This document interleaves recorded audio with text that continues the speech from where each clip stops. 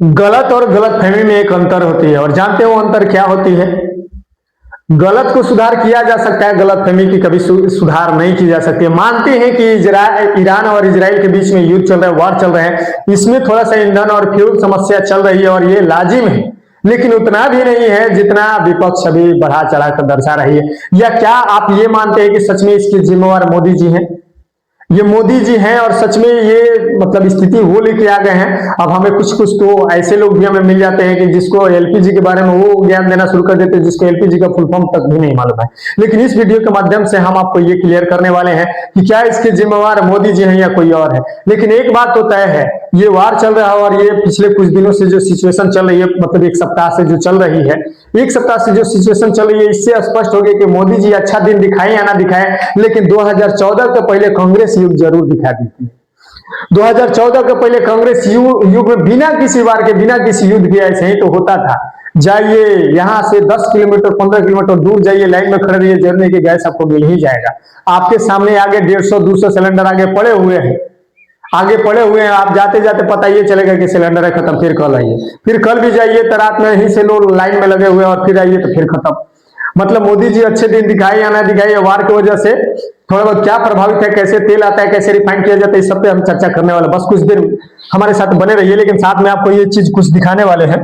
देखिए, अगर स्टॉक में कहीं रखा गया है, अगर भारत गैस से है, ईंधन गैस से है या फिर एचपी गैस से है, तो आपको ये काम करना है। अगर कोई स्टॉक में रखा है और जो भी डिस्ट्रीब्यूटर है वो आपको नहीं दे रहा है, अगर भारत गैस से है तो ये नंबर नोट कर लीजिए और इस पे कॉल कर लीजिए, तुरंत सुनवाई होगी, ना होने का कोई बात नहीं। ईंधन गैस से है तो भी इस पे कॉल कर सकते हैं, टोल फ्री नंबर है। एचपी गैस वाले हैं तो इस पे कॉल कर लीजिए।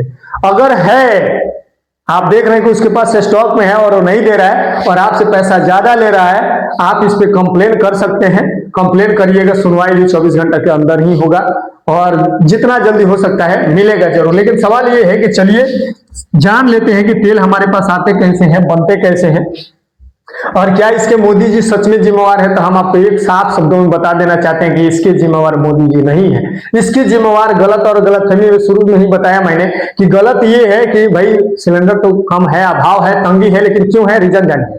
लेकिन दूसरी बात ये है कि गलतफहमी ये है कि मोदी जी सब कुछ लेके आ गए। मोदी जी अच्छे दिन दिखाने के लिए पता नहीं क्या कर दिए, वो कर दिए, मतलब किसी का भी नाम उछाल दो भाई, जिम्मेवार आप स्वयं हैं और दोषी किसी और को बना रहे हैं।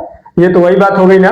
चलिए खैर, आइए हम लोग जानते हैं कि सबसे पहले बात यह है कि भारत में क्रूड ऑयल मतलब कच्चा तेल आते कहां से हैं। तो भारत में क्रूड ऑयल मतलब कच्चा तेल जो है वो सबसे ज्यादा हमारे पास आता है इराक से आता है, सऊदी अरबिया से आता है, यूएई से, कुवैत से और ओमान से आता है। लेकिन ओमान से आता है तो ये सबसे बड़ा जो चीज है ना, ये हरमुज स्ट्रेट को पार करके, और हरमुज स्ट्रेट पे नियंत्रण अभी ईरान का है और वो वहां से बोला कि एक बूंद भी हम तेल पार होने नहीं देंगे। तो यहां से इतने देशों से जो हमारे पास तेल आता है, मतलब भारत के पास जो क्रूड ऑयल आते हैं, इतने सभी देशों से ये एक ही है, सुएज नहर को पार करते हुए, ओमान के खाड़ी होते हुए भारत में पहुंचता है। और भारत में कहां पहुंचता है? मुंबई, चेन्नई, कोची और विजय, 2-4 जगहों पे पहुंचता है क्रूड ऑयल। और क्रूड ऑयल के कैसे रिफाइन किया जाता है इस पे भी हम चर्चा कर रहे हैं। लेकिन सबसे पहले ये बात है कि ये स्टेट हरमुज जो है इस पे नियंत्रण ईरान का है और यहां से जब तक ये रास्ता पार नहीं करेगा भारत के पास कच्चा तेल पहुंचेगा नहीं। और ईरान साफा मोहर मार के खड़ा है कि नहीं पार होने देंगे, मतलब नहीं पार होने देंगे। कहीं भी किसी भी देश में, या अमेरिका हो या फिर ओमेटिक रूट, बहुत सारे ऐसे कई देशों में है जो नहीं जाने दे रहा है, क्योंकि ये समुद्री मार्ग है। ये कौन सा है? समुद्री मार्ग है। और समुद्री मार्ग से भारत में यहां से तेल आने के लिए ये माना कर रहा है, बाध्य कर रहा है कि नहीं आने देंगे, मतलब नहीं आने देंगे। समझ गए? ये आने ही नहीं दे रहा है। अब आने नहीं दे रहा है तो इसमें एक सिचुएशन, ये कंडीशन ये बन गया है कि जब आने नहीं देगा तो भारत में तेल, भाई भारत पहुंचेगा कैसे? तो इसीलिए इस जगह को ये समुद्री मार्ग है और ये स्ट्रेट हरमुज जो है यहीं से पार होकर भारत के पास यहाँ पे। और दूसरा चीज ये है कि यहां से लगभग बाहरी मुल्कों से भारत के पास तेल आता है 60%। कितना प्रतिशत? 60%। जबकि 40% भारत सेल्फ डिपेंडेंट है, अपने पास खुद ही बना लेता है। तो ये 60% जो ऑयल है ये सब मिला करके हमारे पास खपत कितने दिन के लिए है? मतलब हम लोगों के पास अभी भी 50-60 दिनों के लिए फ्यूल है, मतलब डीजल हो, पेट्रोल हो, एलपीजी हो, खपत अभी अभी हमारे पास है, अवेलेबल है। लेकिन सवाल ये है कि इसमें इराक से 40 से 45, रूस से 30 से 35%, अफ्रीका से 8 से 10%, अमेरिका से भी 5 से 10%, अन्य देशों से भी 5% भारत में आते हैं, जिसमें मिडिल ईस्ट से भारत में आते हैं और उसके बाद स्वेज नहर से रास्ते होकर के भारत में भी आते हैं।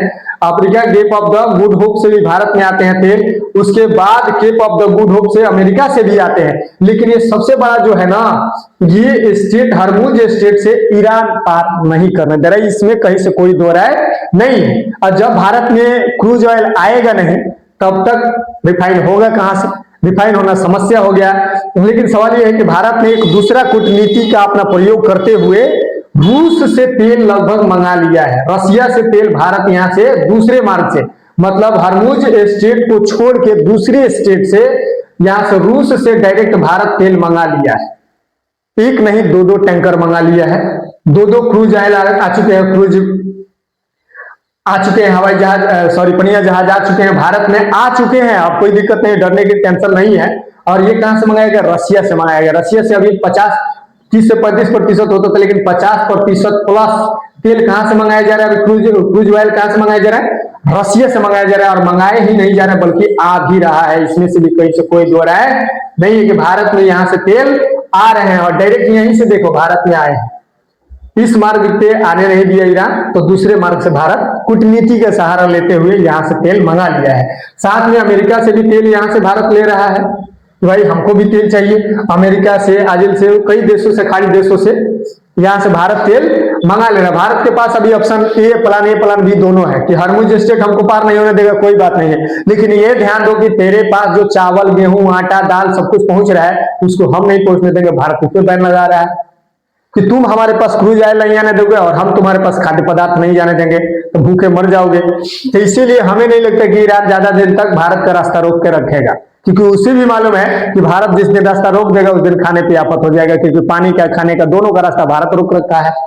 तो इसीलिए भारत हालांकि रोका नहीं है, जा रहा है, जाने दिया जाए, क्योंकि भारत के किसी युद्ध में कोई हस्तक्षेप नहीं है, किसी युद्ध किसी देश के साथ और किसी के विपक्ष में भारत अभी फिलहाल नहीं है। लेकिन सवाल यह है कि क्रूज ऑयल जब आते हैं तो क्या होता है, चलिए इधर समझ लेते हैं। जब क्रूज ऑयल भारत में आते हैं, उसके बाद इसको रिफाइन किया जाता है, और रिफाइन किया जाता है तो सबसे ऊपर जो होते हैं प्रोपेन और ब्यूटेन गैस ऊपर होते हैं, जिससे एलपीजी बनते हैं। जिससे क्या बन जाते हैं? एलपीजी गैस यहाँ पे बन जाते हैं। एलपीजी गैस पाइपलाइन के माध्यम से, उसके नीचे उससे थोड़ा सा हल्का होता है, उससे बनते हैं पेट्रोल। उसके बाद रिफाइन, क्रूज ऑयल को रिफाइन किया जाता है तो क्या बनता है? पेट्रोल। उसके नीचे मिट्टी का तेल, उसके नीचे डीजल बनते हैं, और भारी तेल अंशतः यही डीजल के रूप में यहाँ पे स्टोर हो जाते हैं। क्रूज ऑयल से सब कुछ बनते हैं, तो डीजल, पेट्रोल और एलपीजी ए टू जेड सब कुछ क्रूज ऑयल पर डिपेंड करता है। उसके बाद घरों में हमारा आकर के क्या हो जाता है? डिस्ट्रीब्यूट हो जाता है। लेकिन एक बात है कि जब गैस सिलेंडर भरा जाता है तो ये गंधहीन होता है, और इसको गंध युक्त करने के लिए इसे एथिल मर्केप्टेन मिला दिया जाता है, ताकि कहीं पे सिलेंडर और गैस रिसाव हो रहे हैं तो आसानी से पता लग सके और हम लोग खतरे से बच सके। समझ गए ना? तो गंधक के रूप में इसमें मिला दिया जाता है, ताकि किसी प्रकार का भविष्य में कोई खतरा ना हो, और इसको भंडारित करके रखा जाता है। लेकिन फिलहाल अभी हम लोग के पास 70 से 75 दिनों के लिए अभी भी हमारे पास डीजल, पेट्रोल और एलपीजी अवेलेबल है, पैनिक होने की जरूरत नहीं है। हालांकि एक काम विपक्ष का भी जरूर चल रहा है, कुछ लोग ये पैनिक फैला रखे हैं कि खत्म होने वाला है, जल्दी अपने स्टोर में कर रहा है, और ये सारा काम कर रही है विपक्ष। अभी सापा का कहानी आप लोग सुनते किए, यहाँ 150 सिलेंडर विधायक है वो अपने घर में रख लिया, काहे के लिए? तो खत्म होगा तो हम लोग कहाँ जाएंगे? चोर कहीं का, कम से कम पब्लिक जब तक है ये खत्म करके सब लोग स्टॉक भरे जा रहे हैं, स्टॉक भरे जा रहा है। अगर आपके घर में भी 5 सिलेंडर तो जल्दी हटा लीजिए, नहीं तो घुसिएगा भीतर तो फिर बेलो नहीं मिलेगा अभी, ठीक है? स्टॉक में चाहे नेता हो, मंत्री संतरी कोई भी हो, आम आदमी कोई भी हो, अगर स्टॉक में रखे हैं तो समझिए कि आप पे चलने वाले हैं मुकदमा। क्यों? क्योंकि अभी बात सही है कि हरमुज मार्ग को ईरान बंद करके रखा है और इस मार्ग से नहीं आ रहे हैं, और अभी तेल आए हैं तो रसिया से आए हैं। बाकी जो हमारा सबसे बड़ा आयातिक देश है वो कौन से है? इराक है, सऊदी अरबिया है, यूएई है, कुवैत है, ओमान है।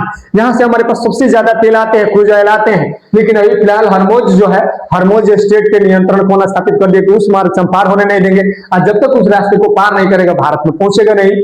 इसीलिए उस मार्ग पे नियंत्रण अभी कौन अपना स्थापित कर दिया है? ईरान कर दिया, और इजराइल और अमेरिका धमाधम मार रहा है, बम पे बम मार रहा है, और सब कुछ टैंकियों को ध्वस्त कर दे रहा है। इस प्रकार से हमारे पास आते हैं। लेकिन एक सवाल जरूर हम आपसे कहना यही चाहेंगे कि गलत और गलतफहमी को दूर कर लीजिए। गलत ये है कि बिना सोचे विचारे, किसी पे कोई टीका टिप्पणी नहीं करने का। और गलतफहमी ये है कि जब सच्चाई जानते नहीं तो उसके बारे में गलतफहमी दिमाग में क्यों रख रहे हो। स्टॉक में जब सब छुपा के आप रख लोगे तो बाकी लोग कहां जाएंगे। इसीलिए ध्यान दीजिए कि आप उतना ही डीजल पेट्रोल के बकलोल लोगों को देखा हमने कि क्या कर रहा है, पेट्रोल अपने टंकी फुल करा लिया है, कह रहे खत्म होने वाला है, मैं एक थोपी देंगे नाचने लगा। एक और देखे कि डीजल अपने पेट्रोल फुल करा रहा है, फिर देखे कि दूसरा अपने सिलेंडर ले करके स्टॉक में चाप दिया। क्या है ये सब क्या है, क्या चल क्या रहा है। तो ऐसा कोई सीन नहीं है, ऐसा कोई कहानी नहीं है, बिल्कुल स्मूथली चल रहा है। और भारत के पास अभी 50 से 60 दिनों के लिए है। लेकिन एक बात गुड न्यूज ये है कि आ चुका है भारत में, बिल्कुल आ चुका है, क्रूज ऑयल आ चुके हैं और रिफाइनरी का जारी है। बहुत एक आध 2 दिनों में ही सबका स्थिति सामान्य होने वाला है। इसीलिए वो कांग्रेस का युग रहने दिया जाए और अच्छे दिन मोदी जी लाए या ना लाए, लेकिन 2-4 दिन के युद्ध में एक बात तो साफ हो गया कि 2014 के जरूर याद दिला दिए। हम ज्यादा दिन से भारत को नहीं जानते, लेकिन जब से जानते हैं तब तक 2014 के पहले गैस सिलेंडर के लिए ऐसा ही लाइन में हम खुद लाइन में लगने वाले और ना मिलने वाले, ना गैस मिलने वाले एक व्यक्ति हम भी ऐसे लाइन में खड़े हो चुके हैं और हमें भी गैस सिलेंडर नहीं मिले हैं। और वो कब नहीं मिले हैं, 2014 के पहले नहीं मिले हैं। 2014 के बाद तो फोन करते हैं आ जाता है घर है, वो भी कितना में आधा घंटा के अंदर 30 मिनट के अंदर आता है सिलेंडर घरे, एक फोन कॉल पे घरे आ जाता है, बैठल रहता है कुर्सी पे आ जाता है। तो ये मोदी जी आए हैं तभी मुमकिन हुआ। तो अच्छे दिन तो हमें यही दिखाए हैं, समझे, कांग्रेस वाले नहीं दिखाए हैं। जय हिंद।